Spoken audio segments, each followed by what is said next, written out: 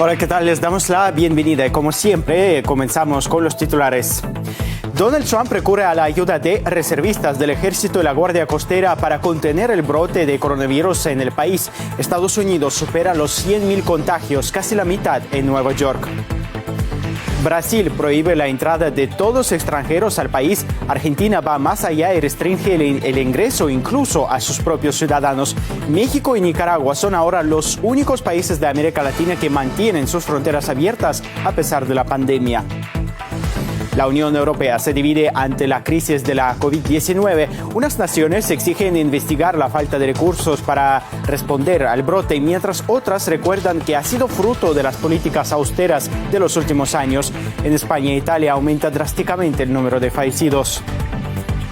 Y mientras Italia agradece la ayuda técnica y médica de Rusia, China y Cuba, hay países que critican este gesto, tachándolo de una maniobra geopolítica. Hoy lo vamos a analizar, así que no cambien de canal.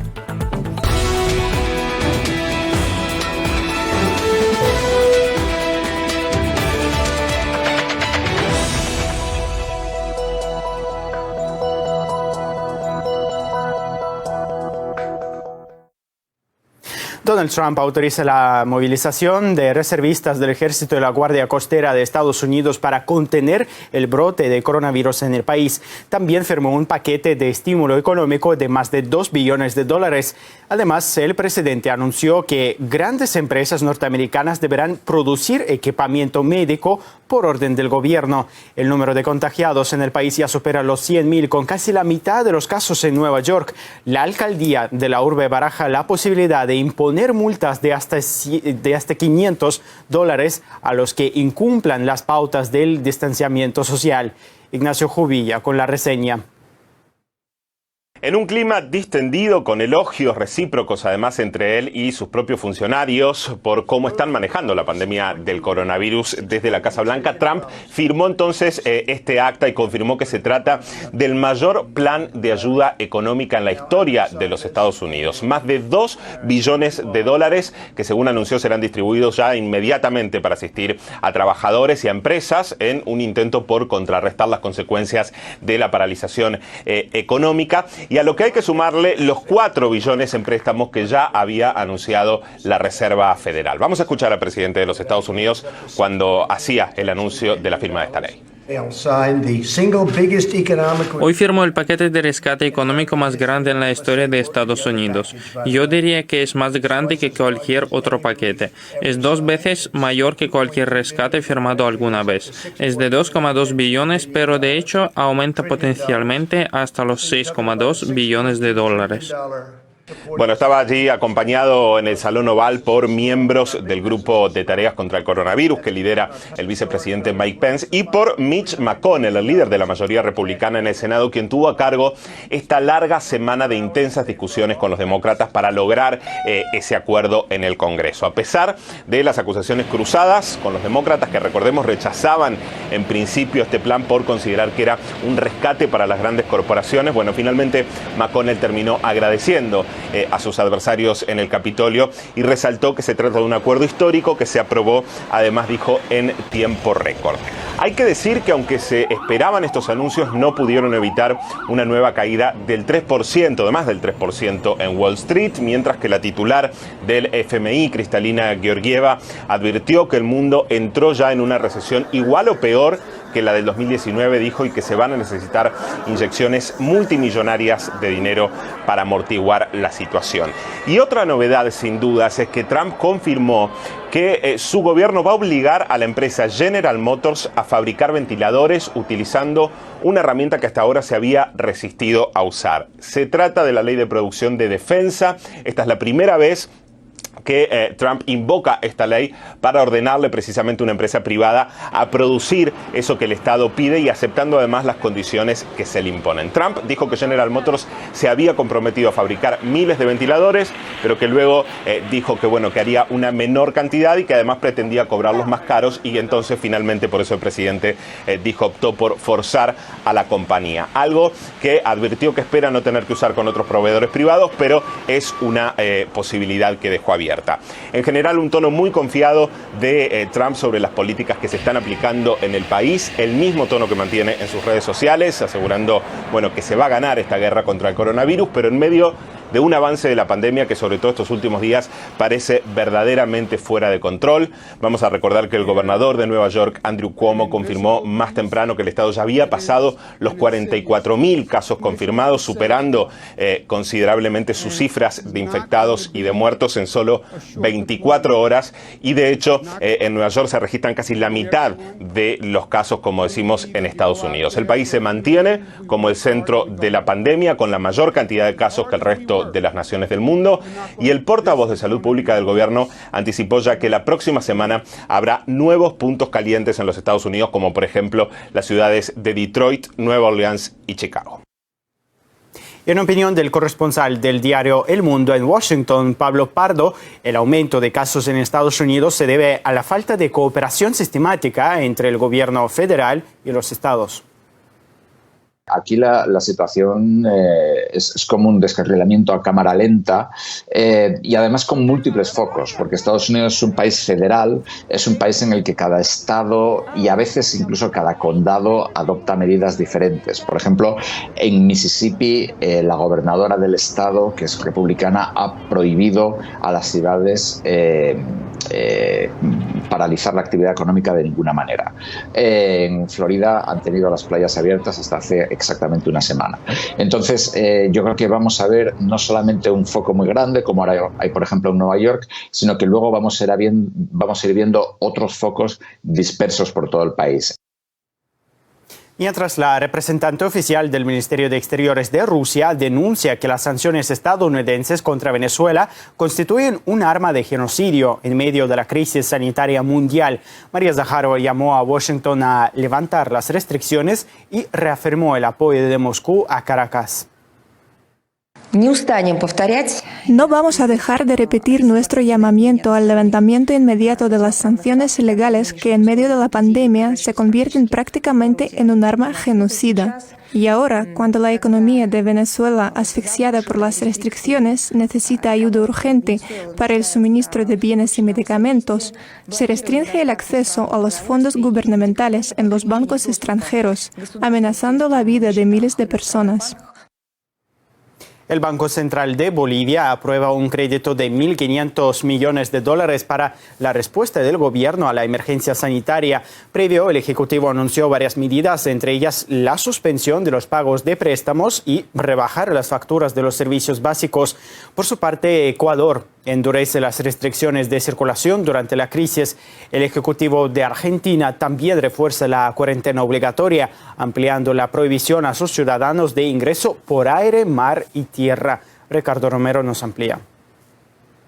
Se intensifican los controles en los accesos a la ciudad autónoma de Buenos Aires, algo que también se replica en las principales localidades de la República Argentina. El objetivo es que no haya gente en las calles, que se respete el aislamiento social preventivo y obligatorio, que ya tiene su 8ª jornada de desarrollo y que ha reducido a un 10% la circulación en la ciudad autónoma de Buenos Aires. Es menester destacar que las fuerzas de seguridad controlan a cada uno de los vehículos que intenta acceder por uno de los más de 30 accesos habilitados, valga la redundancia, y hay que decir, entre otras cosas, que hay puntos de paso que son exclusivos para el personal de sanidad y fuerzas de seguridad y otros 13 que son mixtos y en los cuales la policía verifica que cada una de las personas tenga la autorización pertinente, y recordemos que hay alrededor de 24 excepciones para personas que trabajan no solo en la salud y en la seguridad, sino también empleados de las industrias alimenticias, trabajadores de los medios de comunicación y aquellas personas vinculadas a la industria agropecuaria, por mencionar alguna de las excepciones que contempla este decreto de necesidad y urgencia. Justamente dialogamos con algunos pasajeros que en los vehículos donde se transportaban nos contaban las sensaciones que tenían al observar calles y veredas completamente desiertas, una postal atípica de la capital de Argentina. Está vacía la ciudad y está bien que lo hagan, parece perfecto. No, los controles están muy bien, la verdad que la gente lo está respetando. Algún que otro encontrás que por ahí no lo tiene y bueno, se enoje o no se enoje, se tiene que bajar. Lo único que está sucediendo es que con esto de que yo es el segundo colectivo que me tomo, tengo que tomar un tercero para llegar a mi casa. Según estadísticas del Ministerio de Seguridad Nacional, más de 6.000 personas fueron detenidas y a quienes se les inició una causa judicial por infringir varios artículos del Código Procesal Penal que prevén penas de 3 a 2 años de prisión. Además, se decomisaron 1.000 vehículos y también hubo más de 200.000 controles en todo el territorio nacional. Otra de las medidas que está vigente desde hoy es el cierre por completo de las fronteras, que solamente quedará habilitada para transporte de carga, vehículos sanitarios o vuelos sanitarios en este caso, y también para quienes tengan alguna excepcionalidad contemplada por las autoridades nacionales. Dialogamos con el ministro de Transporte de la Nación, Mario Meoni, quien explicaba el porqué de esta drástica medida que ha dejado varados a cientos de argentinos en el exterior. Se ha tomado esa decisión porque la verdad que necesitamos que el servicio sanitario pueda ir cumpliendo con las atenciones correspondientes, con la prestación de los testeos correspondientes, y entendemos que hay mucha gente que salió del país después del 13 de marzo, cuando el presidente dio una serie de medidas de restricción de circulación. Hubo mucha gente que de manera irresponsable igual salió del país. La Administración Nacional, a cargo de Alberto Fernández, fiscaliza minuto a minuto lo que está desarrollándose en el marco del aislamiento social preventivo y obligatorio, que recordemos solo contempla que las personas salgan a la calle para comprar alimentos, adquirir medicinas o concurrir a un centro de salud. Hay 3 preocupaciones importantes. Por un lado, el despegue de la curva con más casos de infectados y con posibles muertes en el futuro. La posibilidad de una circulación autóctona masiva que también mantiene preocupadas a las autoridades sanitarias, y el respeto de esta cuarentena en los barrios más carenciados, donde las condiciones de hacinamiento son muy importantes y se hace difícil que se mantenga este aislamiento. Es por eso que allí estará asistiendo el ejército argentino. En Chile, el Sindicato de Trabajadores Portuarios exige al presidente Sebastián Piñera decretar la cuarentena total a nivel nacional. Amenazan con detener su actividad y le dan un plazo hasta el 31 de marzo. Hasta el momento, la medida está aplicada solo en varias zonas de la región capitalina. Por su parte, el mandatario anuncia un paquete de medidas económicas para proteger a la población más vulnerable. Se trata de postergar por un año los pagos del agua y de la electricidad para evitar sus cortes. Además, se dará internet gratuitamente durante 60 días. Se calcula que 3 millones de familias se beneficiarán de estas iniciativas. Mientras, la Organización para la Cooperación y Desarrollo Económico alerta de que la cuarentena total en México supondría una caída de casi el 30% de su actividad económica. Andrés Manuel López Obrador asegura que la propagación del coronavirus está controlada y descarta decretar el confinamiento masivo. Hasta el momento, México y Nicaragua son los únicos países de América Latina que mantienen las fronteras aéreas abiertas. Además, no han aplicado el toque de queda ni el aislamiento obligatorio. Brasil prohíbe la entrada a todos los extranjeros por un mes. Sin embargo, el presidente brasileño lanzó una campaña contra el confinamiento masivo que fue divulgada en Facebook por su hijo. Cabe destacar que Brasil, con más de 3.400 casos confirmados de la enfermedad, es el país más afectado de la región. Entre tanto, el Banco Central pondrá casi $8.000 millones a disposición de las pequeñas y medianas empresas para el pago de nóminas durante 2 meses. Por su parte, Bolsonaro responsabiliza a las autoridades locales de pagar a los empleados en caso del cierre de empresas. Hay un artículo que dice que si un empresario o comerciante se vio obligado a cerrar su establecimiento por decisión de las autoridades, el gobernador o el alcalde pagarán los gastos laborales. El primer ministro británico, Boris Johnson, se convierte en el primer mandatario europeo en dar positivo por coronavirus. Afirma que su mujer también está contagiada y que se encuentra aislado trabajando desde casa. He manifestado síntomas leves del coronavirus, es decir, fiebre y tos persistente. Siguiendo la recomendación del principal consejero médico gubernamental, he hecho una prueba y he dado positivo. Entonces, trabajo desde casa y estoy aislado. Es lo que hay que hacer. Pero no pongan en duda que, gracias a las maravillas de la tecnología moderna, puedo continuar hablando con todos los miembros de mi equipo para liderar la lucha contra el coronavirus. Por última vez, el primer ministro fue visto el jueves en un acto de agradecimiento al personal del Servicio Nacional de Salud. Momentos después, el secretario de Salud de Reino Unido declaró que también dio positivo. Esta semana, el gobierno británico cambió cambió de estrategia al ordenar la cuarentena obligatoria de 3 semanas en el país. Antes, las medidas consistían en no poner restricciones de movilidad para dejar que la mayoría de la población enfermara con el virus y desarrollara inmunidad. Por ahora, Reino Unido tiene casi 15.000 infectados y más de 750 fallecidos.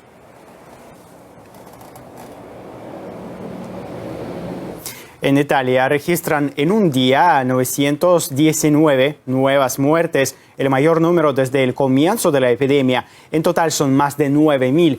No obstante, según las autoridades, los contagios se están reduciendo. Actualmente hay más de 86.000 enfermos, lo que pone el país en el segundo lugar después de Estados Unidos por número de infectados.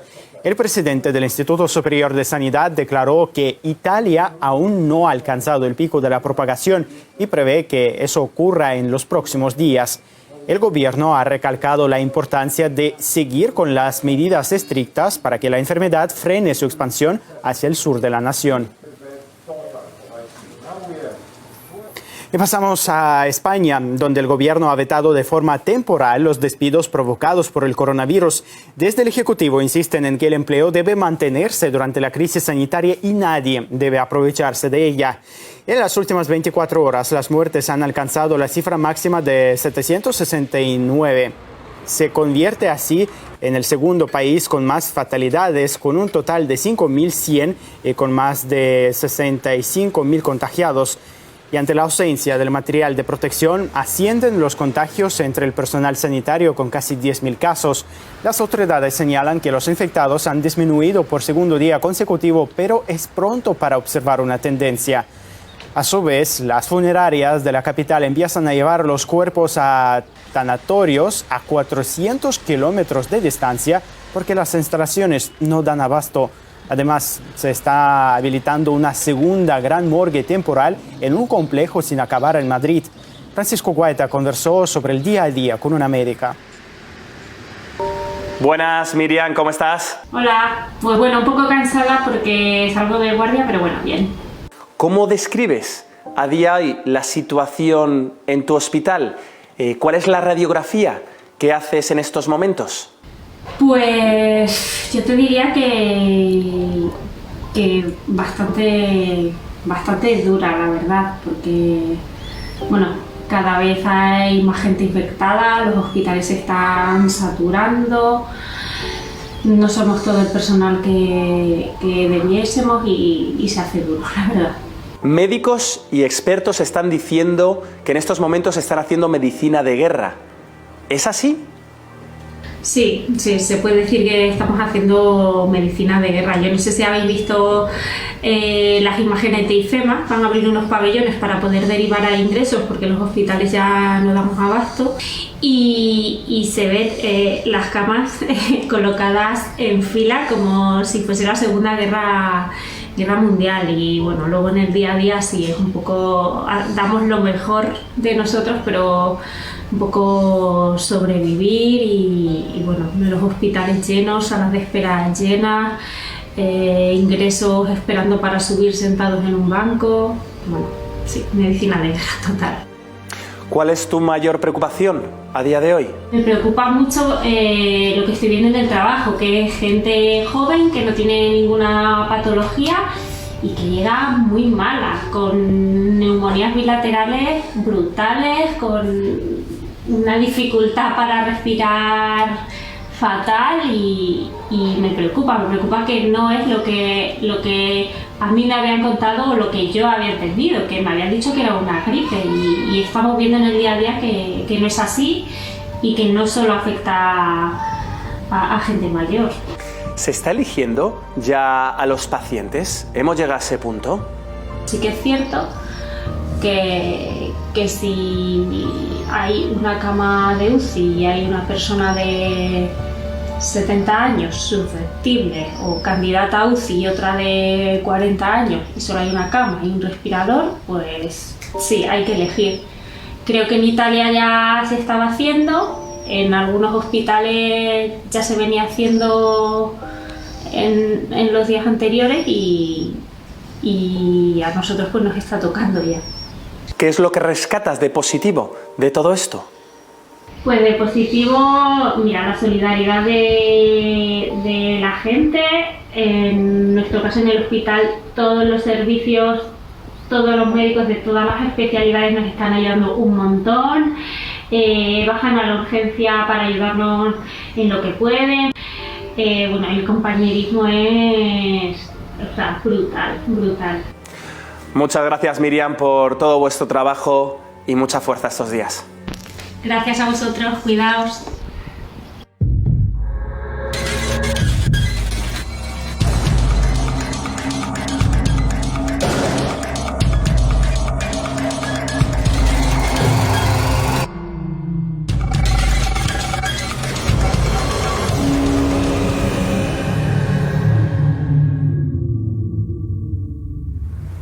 El primer ministro portugués António Costa calificó de repugnante la postura del ministro de Finanzas neerlandés durante la cumbre europea sobre la respuesta común a la epidemia.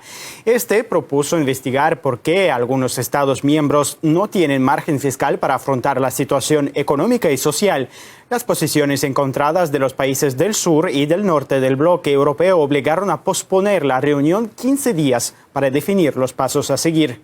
Mientras la COVID-19 continúa su propagación en Alemania, donde ya hay más de 50.000 contagiados, las Fuerzas Armadas preparan a 15.000 militares adicionales para unirse a la lucha contra la enfermedad, según indican los medios. Al mismo tiempo, en Francia, uno de los países que reclaman al bloque comunitario medidas más ambiciosas, este viernes murieron casi 300 personas, siendo en total cerca de 2.000. De esa forma, se convierte en el tercer país con más decesos en la Unión Europea. A su vez, las autoridades parisinas mostraron su agradecimiento a todas las fuerzas de respuesta sanitaria y del orden, y para ello iluminaron la Torre Eiffel, donde se proyectaron dos mensajes: gracias y quédate en casa. En opinión del periodista internacional Alberto Ravelota, las autoridades comunitarias deben responder a las necesidades de la población. Según estima, una reacción errónea puede llevar a un colapso. Es probable que en los próximos 15 días la respuesta popular a esta situación de crisis lleve a que los gobiernos nacionales dentro de los países de la Comunidad Europea reclamen más facilidades para poder subvencionar o poner al día los programas sociales, sobre todo el de la salud. La reacción popular se está notando en Francia, en Italia y en otros países. Y es la clase política europea la que tendrá que responder o que colapsará de una manera u otra, sea en las elecciones o sea mediante huelgas que los sindicatos tendrán que realizar para poner al día esta cuestión fundamental. ¿Qué es lo importante, la sociedad o la economía? ¿Está la economía al servicio de la sociedad o no? En la ciudad italiana de Bérgamo, los especialistas rusos trabajan en la desinfección de asilos para ancianos y hospitales para los contagiados con el virus, mientras ciudadanos y médicos agradecen a Rusia, China y Cuba el apoyo. Desde algunos países han cuestionado los motivos de la ayuda. Nuestro corresponsal Fernando Monroy está con nosotros. Hola, Fer. Bueno, cuéntanos de qué medidas estamos hablando, de qué labores. Bueno, vamos a hablar sobre la llegada de militares rusos especializados en virología que están en Italia para ayudar a combatir el coronavirus en este país europeo que está gravemente afectado. Son militares especializados que han trabajado en el desarrollo de vacunas anteriormente, por ejemplo, contra enfermedades contra el ébola, y también han ayudado con otras situaciones en varias partes del mundo. Y Rusia en este caso ha enviado también un equipo médico que ayuda a la desinfección de vehículos y también salas de hospitales, como estamos viendo en estas imágenes. Y Semyon, ¿qué te parece si vemos unas declaraciones de ciudadanos italianos que hablan sobre esta ayuda otorgada por Rusia? A ver.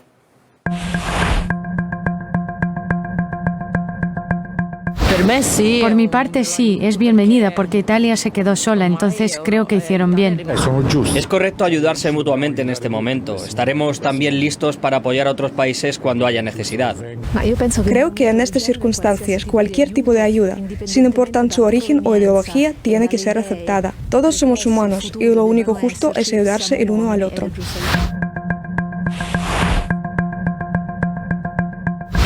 Sí, ha estado faltando totalmente, pero nuestro gobierno también es responsable por fracasar en actuar a tiempo y adoptar medidas. Sí, ha faltado. La ayuda no europea ha sido mayor de la que llegó desde la comunidad. Sí, seguramente. Por supuesto, ha estado faltando. Cuando Alemania o Francia necesitan ayuda, siempre estamos aquí para apoyar. Cuando es al revés, no tanto. Bueno, Simeón, también tenemos la declaración de un empresario italiano que cuestiona la insuficiente ayuda de la Unión Europea a su país. Ha asegurado que por ello ha quitado la bandera del bloque comunitario y en su lugar puso la de Rusia. Escuchemos sus declaraciones. ¿Sabe que Italia está pasando ahora por un momento muy difícil? Antes de cerrar la fábrica para contener la propagación del virus, llegamos a saber que Rusia había enviado a Italia 12 aviones llenos de material, medicamentos y doctores, a diferencia de Europa, que cerró todo para Italia. No quiero entrar en una cuestión política. Prefiero reemplazar la bandera de la UE por la de Rusia. ¿Por qué? Rusia ha sido amable hacia Italia. Queremos agradecerles a los rusos. Simeón, te comento que Cuba ha comenzado a desplegar un importante número de médicos alrededor del mundo para intentar frenar esta enfermedad, sobre todo en Italia. Aquí vemos cómo los médicos cubanos han llegado a este país europeo y también han comenzado a distribuir una nueva medicina que, de acuerdo a los funcionarios desde la isla, afirman de que puede ayudar a combatir el coronavirus. Aseguran que previene el agravamiento y las complicaciones en pacientes con esta enfermedad. Y la medicina ya ha sido solicitada por más de 45 países. La medicina ha sido elaborada por científicos que son de la isla de Cuba y también de China, Simeón. Pero las acusaciones de desinformación parece que siguen, ¿no?